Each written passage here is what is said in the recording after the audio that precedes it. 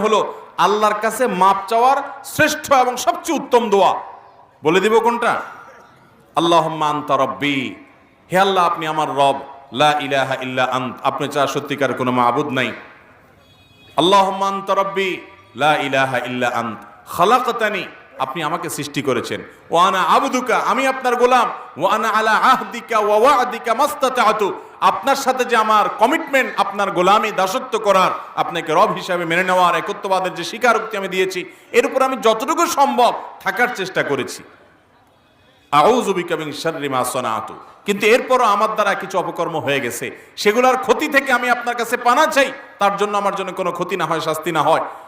আউযু বিকা মিন শাররি মা সানাতু আবুউ লাকা বিনি'মাতিকা আলাইয়া, আপনি আমার প্রতি নিয়ামত দিয়েছেন, আমি স্বীকার করি। ও আবুউ লাকা বিযামবি, আমি আবার অনেক পাপ করেছি, সেটাও স্বীকার করি। ফাগফিরলি, অতএব আমাকে মাফ করে দেন। ফা ইন্নাহু লা ইয়াগফিরুয যুনুবা ইল্লা আন্ত,